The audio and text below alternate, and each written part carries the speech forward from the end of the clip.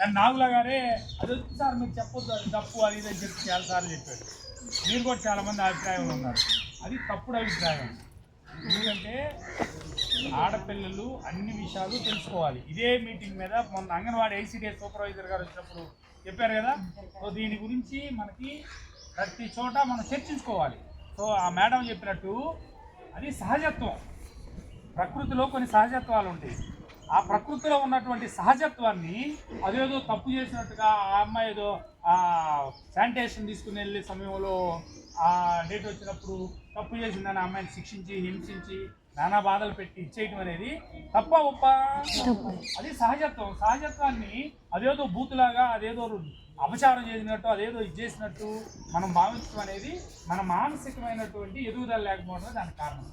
ప్రపంచ దేశాల్లో పట్టించుకోలేవి, న్యాచురల్గా వాళ్ళు చేసుకొని వెళ్ళిపోతూ ఉంటారు. కానీ మన దగ్గరే దీన్ని ఒక బూతులాగా ఒక ఆచారాలాగా దీని గురించి అసలు మాట్లాడకూడదు అన్నట్టు దాన్ని ఒక సీక్రెట్గా చేస్తుంటారు. ఆ అభిప్రాయం తప్పు. మనం ఎప్పుడూ అది ఆరోగ్యంలో ఒక భాగం. సో ఈరోజు షుగరు బీపీ తర్వాత ఎక్కువ ప్రబలుతున్నటువంటి వ్యాధి ఏంటి? రక్తహీనత కాదు, క్యాన్సర్. ఏ క్యాన్సర్ ఎక్కువగా వస్తుంది? Cervical cancer. గర్భసంచి క్యాన్సర్. గర్భసంచి క్యాన్సర్ ఎందుకు వస్తుంది? ఎస్, అంటే హైజీన్ లేకపోవటం వల్ల. అంటే ఈ నెలవారీ సమస్య వచ్చినప్పుడు ఏ విధమైనటువంటి శుభ్రతలు పాటించాలి, ఏ విధమైనటువంటి జాగ్రత్తలు తీసుకోవాలి అనే శుభ్రత లేనందువల్లనే క్యాన్సర్. మీరు ఏమనుకుంటారంటే మీలో చాలామందికి అపోహం, మీలో చాలామంది కూడా దాని పట్ల అవగాహన ఉంది. ఎందుకు ఉండదని నేను చెప్తున్నానంటే ఈ క్యాన్సర్ ఎవరికి వస్తుంది? లేడీస్కి వస్తుంది. లేడీస్లో ముఖ్యంగా ఎవరికి వస్తుంది? చదువుకున్న వాళ్ళు కూడా. మరి చదువుకున్న వాళ్ళు మేము డిగ్రీలు చదివాం, పీజీలు చదివాం, మేము ఎంబీఏ చదివాం, మాకెందుకు అని అనుకోవట్లేదుగా. సో మీరేమనుకుంటున్నారు? మాకు అందరికీ అవగాహన ఉందనుకుంటున్నారు. అవగాహన మిడిమిడివి అయినటువంటి అవగాహన ఉంటుంది. మిడిమిడివి అవగాహన కాదు, స్పష్టమైనటువంటి అవగాహన నేర్చుకోవాలి. రెండోది, మనమేమనుకుంటున్నాం? ఎలైట్ పీపుల్ అంటాం. 100కి 90 మంది, 100కి 80 మంది, 100కి 70 మంది ఎక్కడ ఉంటున్నారు? ప్రజలు ఎక్కడ ఉంటున్నారు? గ్రామీణ ప్రాంతాల్లో ఉంటున్నారు. వాళ్ళు చదువుకున్నారా, చదువుకోకుండా ఉంటున్నారా? ఎక్కువ మంది చదువుకోవాలి. వాళ్ళకి అవగాహన ఉండిద్దా? వాళ్ళు ఇక్కడలాగానే ఎంఎస్ మీటింగ్కి వచ్చి కూర్చుంటారా? కూర్చోరు. మనం అక్కడ చెప్పడానికి ఉండదు, ఎంఎస్ మీటింగ్ ఉండదు. కాబట్టి వాళ్ళకి ఎవరు కల్పించాలి ఈ అవగాహన? అవగాహన లేదు కాబట్టి. సో మీరు అనుకుంటున్నారు, మీరు కావచ్చు, మనం కావచ్చు, అందరం కావచ్చు, మన గుంటూరు జిల్లా చాలా గొప్పగా అభివృద్ధి అయిన జిల్లా, అది ఇదని చెప్పి మాట్లాడుకుంటాం. నిన్న ఈనాటి పేపర్ చూసారా మీరు ఎవరైనా? పేపర్ చూసి అలవాటు ఉండదు, పని చేసే అలవాటు ఉండదు, ఏ చేసే అలవాటు ఉండదు. దిగితే తిప్పుకోవటాలు, కొట్టుకోవటాలు, గందరగోళంగా తాడీలు చెప్పుకోవటాలు. మీడియాలో హరిచల్ చేసింది ఏంటి? ఒక చంద్రబాబు చేశాడు. చంద్రబాబు దగ్గర నుంచి వచ్చింది ఇది. ఏంటి ఇది? ఒకటే చెప్పండి. ఈనాడు పేపర్లో చంద్రబాబు నాయుడు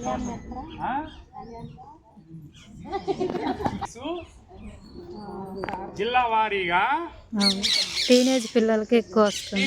అన్వాంటెడ్ ప్రెగ్నెన్సీస్ అంటే టీనేజ్ ప్రెగ్నెన్సీస్. టీనేజ్ అంటే ముఖ్యంగా స్కూల్ పిల్లలకి 13 నుంచి 19 ఇయర్స్ పెళ్లి కాని పిల్లలకి, అది స్కూల్ పిల్లలకి దాన్ని అన్వాంటెడ్ ప్రెగ్నెన్సీ అంటారు. పెళ్ళి అయిందనుకో వాంటెడ్ ప్రెగ్నెన్సీ, పెళ్లి కాలేదనుకో అన్వాంటెడ్ ప్రెగ్నెన్సీ. ఎంత పర్సెంటేజ్ ఉంది మన గుంటూరు జిల్లాలో? నిన్న ఈనాడు పేపర్లో ఇంత పెద్ద కాలం వేసి చంద్రబాబు నాయుడు ఆందోళన వ్యక్తం చేస్తున్నాడని చెప్పి సోషల్ మీడియాలో హల్చల్ చేసి దాదాపు 13%. పల్నాడు జిల్లాలో 15% ఉంది. సో దీని మీద దురదృష్టం ఏంటంటే మన ప్రభుత్వాలు ఎట్లా ఉన్నాయంటే, మన అధికారులు ఎలా ఉన్నారంటే అన్వాంటెడ్ ప్రెగ్నెన్సీ 5% వరకు తగ్గించాలని టార్గెట్ పెట్టుకున్నారంట. ఏం చేయాలి? 0 చేయాలి, లేకుండా చేయాలి. అంటే స్కూల్ పిల్లలకి వాళ్ళు చెప్పినట్టు మనం పోయి స్కూల్ పిల్లలు వచ్చినప్పుడు యుక్త వయసులో వాళ్ళకి వచ్చినటువంటి హార్మోన్స్ బ్యాలెన్స్ వల్ల, హార్మోన్స్ ప్రభావం వల్ల శరీరంలో ఏ విధమైనటువంటి మార్పులు వస్తాయి, అవయవాల్లో ఏ విధమైనటువంటి మార్పులు వస్తాయి, ఆకర్షణ ఏ విధంగా జరుగుతూ ఉంటుంది, పురుషుల పట్ల ఆకర్షణ ఏ విధంగా ఉంటుంది, దాన్ని మనం ఎలా కంట్రోల్ చేసుకోవాలి ఏంటి అనే విషయాలు ముందు ఎవరు చెప్పాలి? తల్లిదండ్రులు చెప్పాలి. తల్లే చెప్పాలి. విషయాలు తెలుసా? ఏదో కలుపుకోలు పిల్లలు కన్నాము, ఆడపిల్లలు అయ్యావు, పుట్టే మీద అయ్యావు, పెళ్లి చేసారు, పిల్లలు కన్నా సరిపోతుంది. అంటే మనం ముందు తెలుసుకోనుంటే యాజ్ ఏ డ్వాక్రా మహిళగా, యాజ్ ఏ ఎస్హెచ్జి మహిళగా, యాజ్ ఏ వివో మహిళగా, యాజ్ ఏ వివోఏగా ఈ విషయాలన్నీ ఇందాక అక్కడ ఒక మాట చెప్పాను నేను ఆయనకి, ఆ ఎంఎస్ఎంఈ ఆయనకి 300 మంది ప్రతినిధులు. మీరు సమాధానం తెలుసు కానీ నీకు ఏం చెప్తాను వాళ్ళకి తీసుకెళ్ళి అరవటం తప్ప. ఇప్పుడు మీరు ఎన్ని వందల మంది ప్రతినిధులు? మీరు 300 మంది ప్రతినిధులు. 300 మంది ప్రతినిధులు అంటే నీకు తెలియాలా లేదా?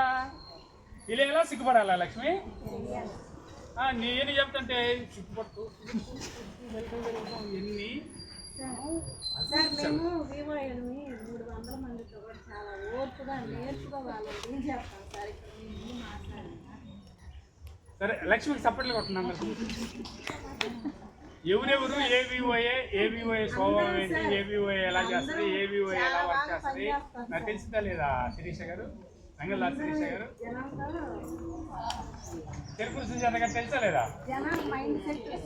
అనవసరమైనటువంటి విషయాలు ఇవి, అనవసరమైనటువంటి విషయాలు కాదు. అంటే ఎయిడ్స్ గురించి వచ్చినప్పుడు ఎయిడ్స్ మీద చాలా ట్రైనింగ్ ఇచ్చారు.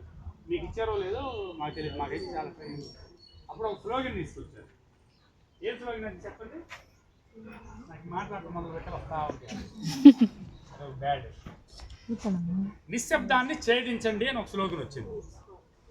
నిశ్శబ్దాన్ని ఛేదించండి అంటే ఎయిడ్స్ అమ్మో దాని గురించి మాట్లాడుకోకూడదు, దాని గురించి భయపడాలి, అమ్మో అనుకోవటం కాదమ్మా.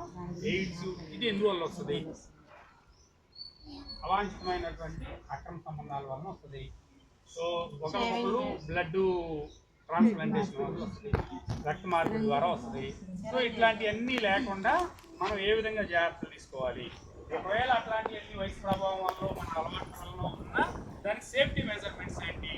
ఈ విధంగా మనం పాటిస్తే మనం ఎయిడ్స్ని తగ్గించుకోవచ్చు అని చెప్పి చేస్తే, సో ఎయిడ్స్ ఇప్పటి వరకు చాలా వరకు తగ్గింది. అదే నిన్న పేపర్లో ఎయిడ్స్లో మన హైదరాబాదు నెంబర్ 1 ప్లేస్.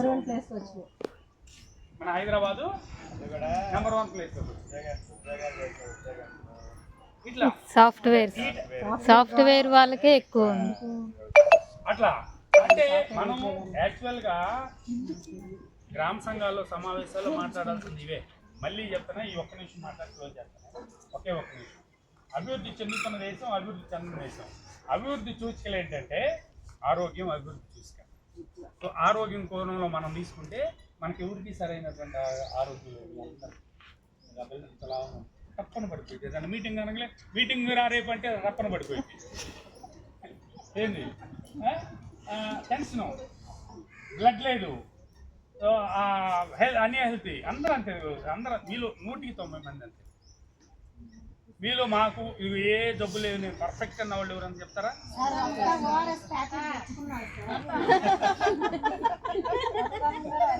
కాబట్టి ఏదైనా ఉంటుంది. సరే ఏదో చెప్పాను ఇప్పుడు నేను.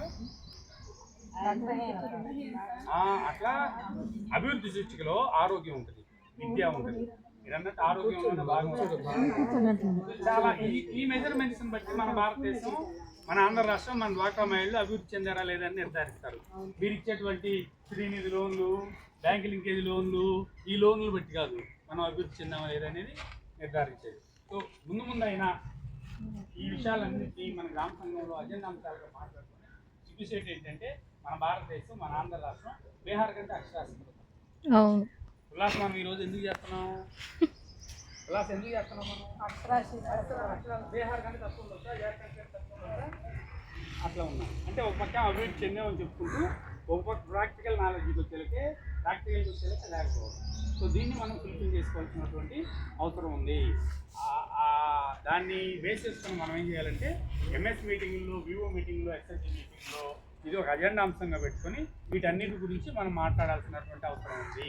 సో మీరు రేపటి నుంచి అయినా ఇది అజెండా అంశాలు పెట్టుకొని మాట్లాడాలని చెప్పి తెలియజేస్తాను. నాకు ప్రకటన చేస్తాను. 192 దేశాల్లో 3వ స్థానంలో ఉన్న ఇండియా మళ్ళీ 2వ స్థానంలోకి వెళ్ళిపోయింది. మనం ఎంత ఘనత సాధించామో. ఇంకోటి ఏంటంటే ఈ హెచ్ఐవి అనేది 4 రకాలుగా వస్తుందని సార్ చెప్పారు.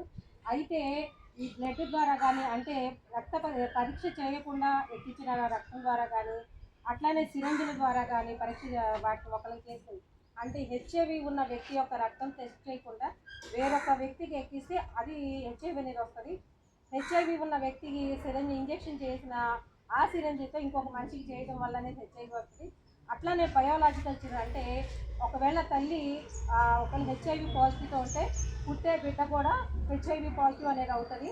నెక్స్ట్ ఇంకేంటంటే ఈ యొక్క లైంగిక చర్యలు అంటే ఎవరైతే హెచ్ఐవితో ఉన్న వ్యక్తి అటువంటి వ్యక్తితో లైంగిక చర్యలో పాల్గొంటే ఆ వ్యక్తి కూడా హెచ్ఐవి అనేది వస్తుంది. అయితే మన గవర్నమెంట్ ఆఫ్ ఇండియా ఏంటంటే మూడింటిని మటుకు కంట్రోల్ చేసింది. బ్లడ్ ద్వారా కానీ సిరిజన్ ద్వారా కానీ బయోలాజికల్ అంటే ఒకవేళ హెచ్ఐవితో ఉన్నా కూడా బిడ్డకు రాకుండా టెస్ట్ చేసి వాళ్ళకి మందులు వాడటం ద్వారా తల్లిపాలు ఇవ్వకుండా ఉండటం ద్వారా కూడా బిడ్డకు రాకుండా కూడా చేస్తున్నారు. కానీ దేనివల్ల ఇంకా ఎక్కువ అవుతున్నాయి అంటే లాస్ట్ వన్ లైంగిక చర్యలు అన్నాడు. వీటిని అనేది ఆపలేకపోవటం వల్ల ఏంటంటే వీటికి అవేర్నెస్ ఇవ్వాలి. కాబట్టి దీని గురించి చెప్పండి. ఈ ఒక్కదాని వల్లే మన భారతదేశం కూడా కంట్రోల్ చేయలేకపోతుంది. ఈ మూడింటిని తన చేతుల్లో ఉన్నాయి కాబట్టి ఆయన కంట్రోల్ చేసింది. కానీ ఇది ఎవరు కంట్రోల్ చేయలేకపోతున్నారు. కాబట్టి ఎదుగుతున్న మనము ప్రజలతో మమేకమై ఉంటాం కాబట్టి మనమన్నా వాళ్ళకి చక్కగా వివరించి చెప్పడం ద్వారా అన్నా దీన్ని తగ్గించే ప్రయత్నం మనమైతే ఆపలేము. మనం ఏం చేస్తాం, ప్రివెన్షన్ చేస్తాం. అంటే కొంచెం రాకుండా జాగ్రత్త పడటానికి మార్గాలు చెప్తాం. అంతేగాని మనం పూర్తిగా అనేది దాన్ని రూపుమాపలేం. కాబట్టి వాటిని కొంచెం కంట్రోల్ చేసే ప్రయత్నం అయితే మనం చేయాలన్నమాట. Okay sir, thank you sir.